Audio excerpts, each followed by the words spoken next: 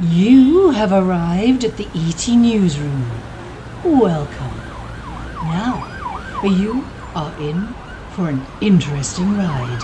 You better buckle up.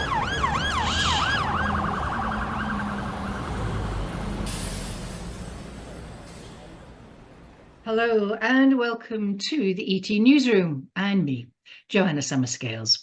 I want to introduce you to a new element of the ET Newsroom, a project I'm launching today, the 5th of January 2024.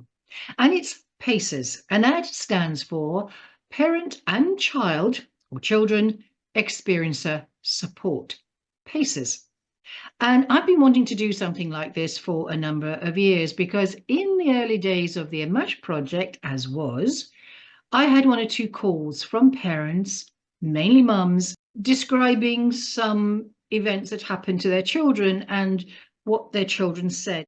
The parents seemed to need an ear at that point. They were far too afraid to speak openly about it. One parent might not have told the other parent for fear of ridicule.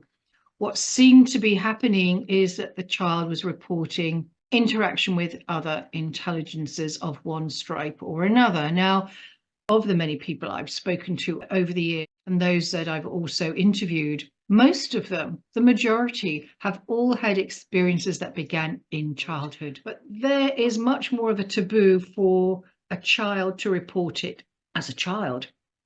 And there is a great reluctance for parents to allow the child to do that. So I wanted to provide a safe place, an unjudgmental ear, a confidential place, if necessary, where parents and children could come together in something like a Zoom call to discuss what has been going on and the ripples that have gone out from the impact of experiences that the family have gone through because of what the child has reported.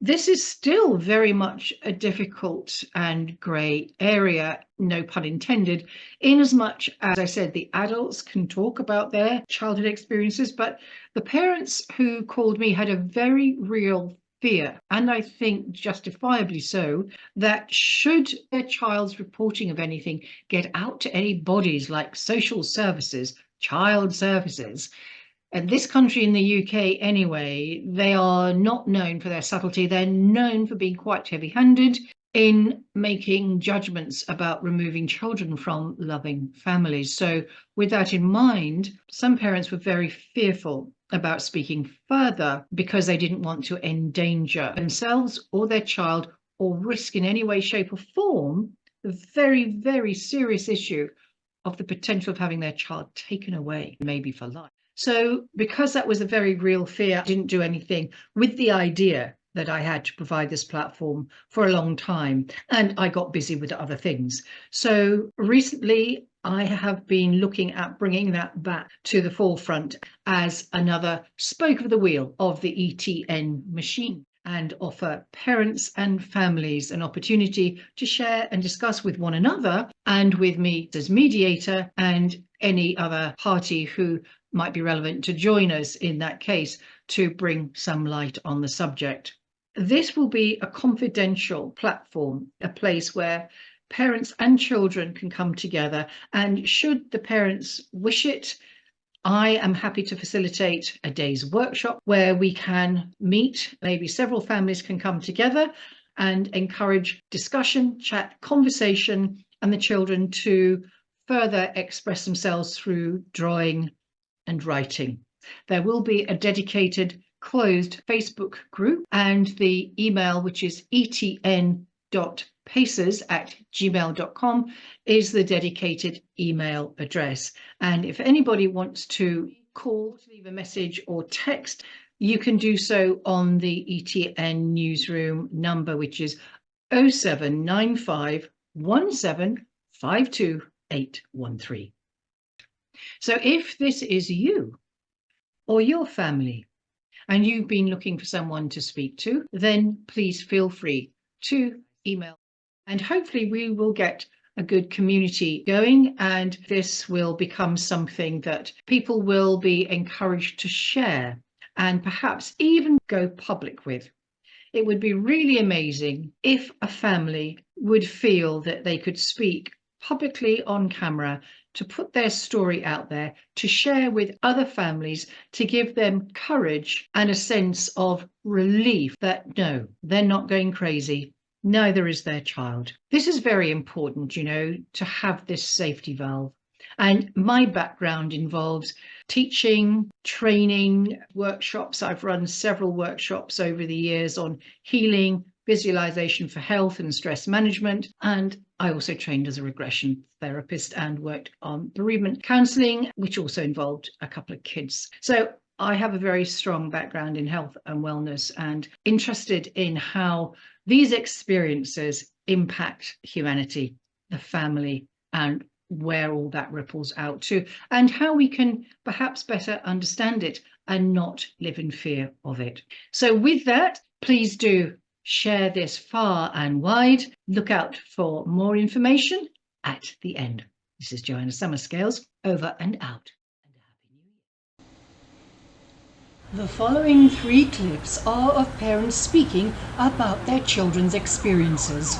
They also happen to be experiences themselves, and you can see the full interviews at www.theetnewsroom.com, Rumble, and youtube.com at theetnewsroom.com.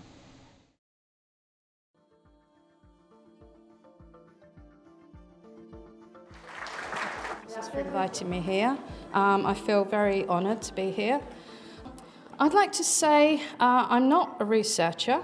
I'm a wife and a mother. I've been married to Paul for 35 years now.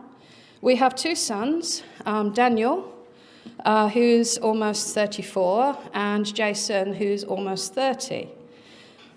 As I said, I'm just a normal wife and a mother who's had to try to come to terms with alien and paranormal experiences. These things have dogged me and my family for many, many years. We are a normal, everyday family, and our situation is one which is very much ongoing still. If it helps somebody out there, then that's brilliant. When he was 6 and Jason when he was 2. Our oldest son, Daniel, was 4 years old, obviously, when Jason was born.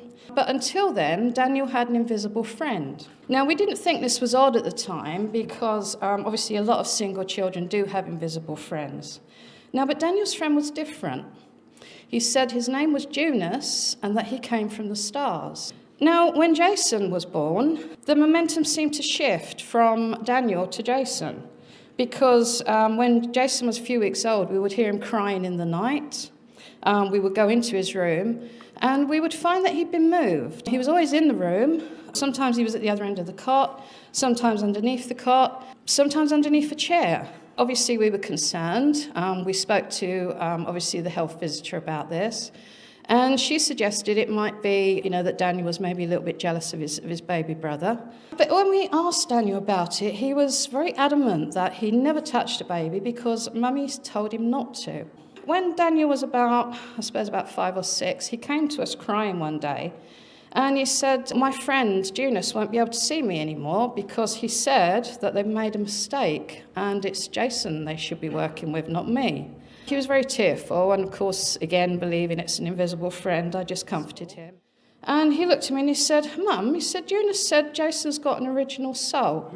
He said, what's that? Again, I did the mum thing and I just fobbed him off. And I said, well, don't worry, we'll ask Daddy when he comes home because Mummy doesn't know. As time went on, Jason became very frightened all the time. When he was just a few years old, he would tell us about little people that would come into his room and they would make him float away with them.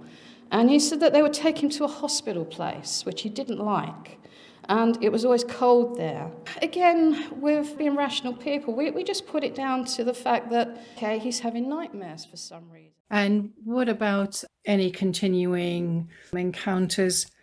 Because a lot of times these things are generational. And I'm just wondering if your mum or your grandparents or your family, your children have had anything. Yep. Yes. Yeah. I'm pleased you brought that up because it reminded me that when our youngest son, we have 2 children, and when my youngest son was roughly about 4, he started saying he was seeing monsters. And we just thought they would, dreams, and we would talk about him with that. And then they seemed to be reoccurring often, and he wasn't watching any late night television, nothing scary, so we couldn't really understand.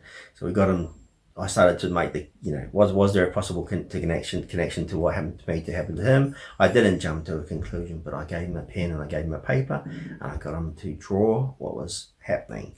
And what he drew just made my jaw drop with fright, because he drew what happened to me. Three alien beings in a room with him, alien shaped head, and that's what he had been telling us had been happening.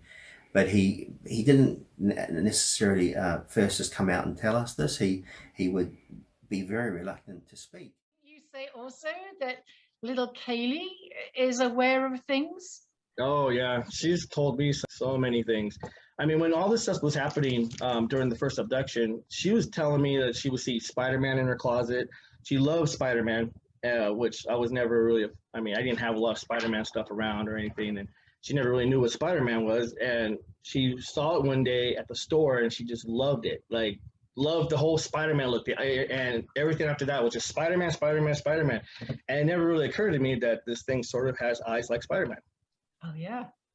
Just black, and she would tell me all the time about having Spider-Man in her closet, and and tell me about her dreams. She would always tell me, big insects. She loves insects. She loves praying mantises, especially. I mean, her mom would tell me that she would go outside in her backyard and she'd pick up praying mantis and just pick it up and be all like, "Look, Mom, it's my friend," and she was like, "Oh, that's so cute." She thinks that's her friend, but now that she knows everything, she's like, that makes so much sense now, because she was telling me, like, this is my friend. They're not gonna hurt me. She's like explaining to her, like, don't be afraid of them.